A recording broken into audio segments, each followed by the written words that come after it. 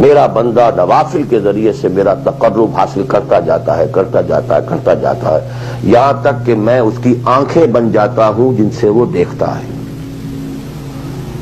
اس کے کان بن جاتا ہوں جن سے وہ سنتا ہے، اس کے ہاتھ بن جاتا ہوں جن سے وہ پکڑتا ہے، اس کے پاؤں بن جاتا ہوں جن سے وہ چلتا ہے۔ حدیث قدسی، اور سارے وہابی بھی مانتے ہیں اس کو، یہ نہ سمجھیے کہ یہ کسی صوفی کی بڑھ ہے، حدیث صحیح ہو عند کل المحدثین۔ اللہ ہاتھ بن جاتا ہے آپ کا، اللہ پاؤں بنتا ہے آپ کا، اللہ آنکھ بنتا ہے آپ کی، اللہ کان بنتا ہے آپ کی۔ یہ بہت اونچی بات ہے، بہت اونچی بات ہے، بہت اونچی بات ہے، لیکن یہ تقرب بالنوافل کا درجہ کہاں آئے گا؟ جہاں آپ ایک اسلامی نظام کے تحت سانس لے رہے ہیں۔ جہاں وہ اسلامی نظام نہیں ہے، پہلا فرض تن من دھن اس نظام کو بدلنے کے لیے لگا دینا۔ اگر یہ نہیں ہے تو نماز نہیں ہے، منہ پر دے ماری جائے گی۔ میں جو کچھ کہہ رہا ہوں علی وجہ البصیرت کہہ رہا ہوں، میری پوری زندگی کے مطالعے کا نچوڑ ہے۔ نماز منہ پر دے ماری جائے، روزے منہ پر دے مارے جائیں۔ You reconcile yourself to that system جو میری بغاوت کے اوپر مبنی تھا۔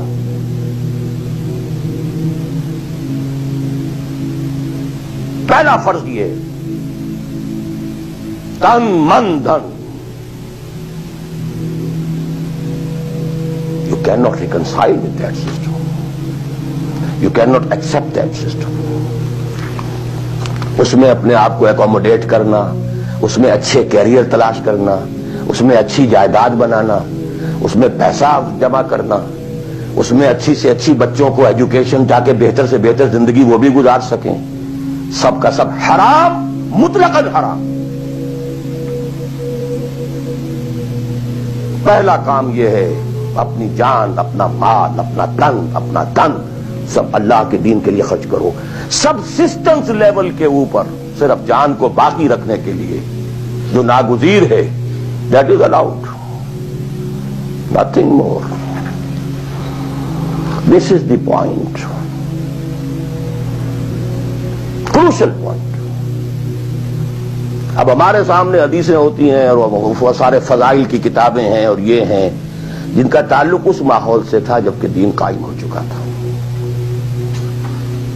اس کانٹیکسٹ میں باتیں ہو رہی ہیں، نفل کی بات ہو رہی ہے اور قیام اللیل کی بات ہو رہی ہے اور جو ہے ختم قرآن کی بات ہو رہی ہے، اور اگر فجر کے بعد بیٹھے رہے مصلی پر اور 2 رکعت پڑھ کر اٹھے جبکہ سورج نکل چکا ہے تو اب یہ اتنا اونچا سوال، یہ ساری باتیں، all these things become absolutely irrelevant.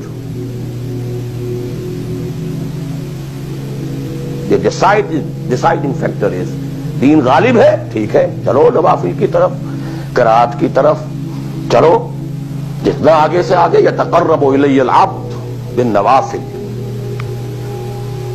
ورنہ تقرب بالفرائض پہلے فرض کرنے ہوں گے، اور فرضوں میں پہلا فرض جہاد ہے۔ Now please note this word.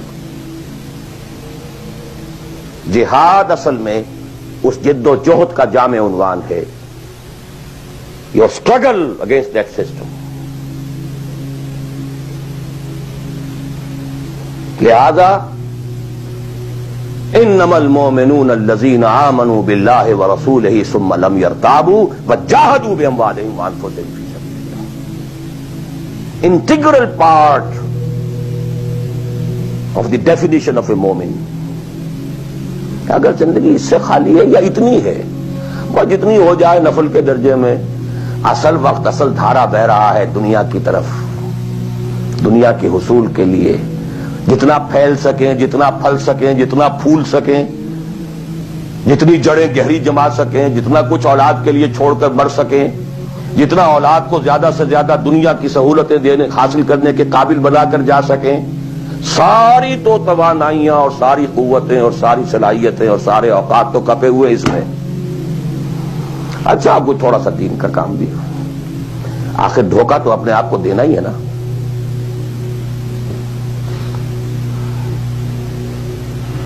قسمت فروش عورتیں بھی تو کالے کپڑے پہن کے جلوس میں نکلتی ہیں غازیوں کے، اور سبیلیں لگاتی ہیں اور مسجدیں بناتی ہیں.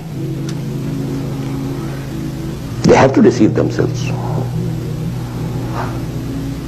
ڈاکو لوگ نہایت سفاک یتیموں اور بیواؤں کی سرپرستی کرتے تھے.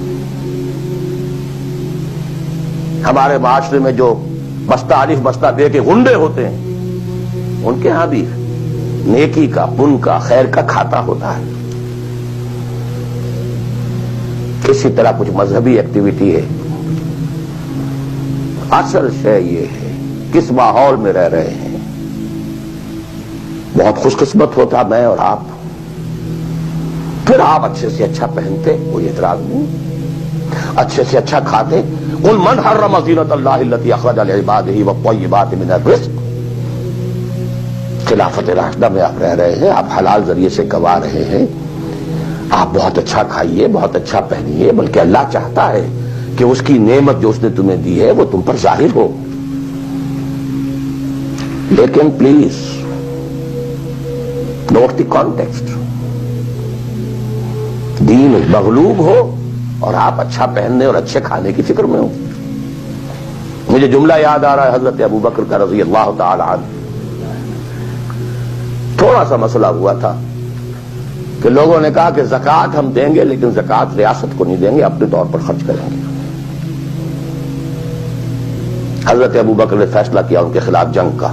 حضرت عمر جیسی شخصیت بھی مشورہ دے رہی ہے کہ دیکھیں نہیں، 2 فرنٹ پہلے ہم نے کھولے ہوئے ہیں. جیش اسامہ کو بھی آپ نے روکا نہیں کہ جائے، حضور نے تیار کیا تھا. پھر جو مرتدی ہو گئے، کسی اور کو نبی مان لیا، ان کے خلاف تو جنگ کرنی ہی کرنی ہے. لیکن یہ تو صرف نماز بھی پڑھ رہے ہیں اور یہ زکوٰۃ کا بھی انکار نہیں کر رہے، صرف ہمیں نہیں دے رہے ہیں. تو ان کے ساتھ ذرا مصلحت کا تقاضا یہ ہے کہ کچھ نرمی کی جائے. ان کے بڑے پیارے الفاظ تھے، ایبدل الدین وانا حی. کیا دین میں تغیر کیا جائے گا جبکہ ابھی میں زندہ ہوں؟ خدا کی قسم اگر یہ حضور کے زمانے میں زکوٰۃ کے اونٹوں کے ساتھ ان کے باندھنے والی رسی بھی دیتے تھے، اور اب اگر یہ کہیں گے کہ اونٹ لے جاؤ رسی نہیں دیں گے، تب بھی میں قتال کروں گا، اور خدا کی قسم کوئی میرا ساتھ نہیں دے گا تو میں اکیلا جاؤں گا. اور اے عمر تمہیں کیا ہو گیا؟ تم جاہلیت میں تو بڑے سخت تھے، اسلام میں آ کر تم نرم ہو گئے ہو. یہ ڈانٹ ابو بکر پلا رہے ہیں عمر کو رضی اللہ تعالی عنہ. تو اچھی طرح جان لیجئے. اب میں نہیں کہہ سکتا کہ میں کس طریقے سے اس کو بیان کروں، کیسے ٹھوک ٹھوک کر آپ کے ذہنوں میں اتار دوں. یہ ہے اصل شے. دین کا سارا سٹرکچر ہی بالکل ریورس ہو جاتا. The whole value structure absolutely changes.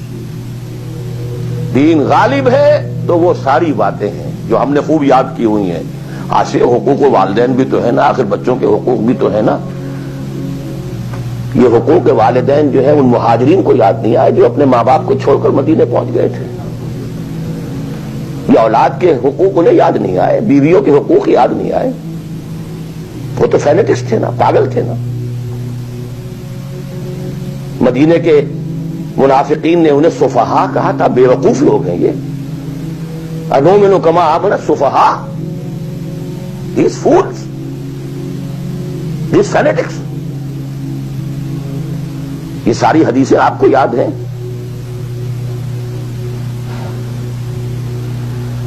فرق ہے.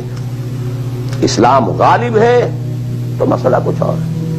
اچھا کھائیں، اچھا پہنیں، نوافل ہے، نوافل پر نوافل ہے. جتنی ترقی کیجئے، دنیا میں کرنا چاہیں دنیا میں کیجئے، روحانی ترقی کرنا چاہیں روحانی ترقی کیجئے. سارے میدان کھلے. علم میں، پروفیشن میں، کسی خاص فن میں ترقی کرنا چاہے کیجئے. دین غالب نہیں ہے اور آپ خود 50%، 60%، 70%، 90% کافر ہیں، اس لیے کہ اس ماحول کا جز ہے، اس میں کفر کا نظام ہے.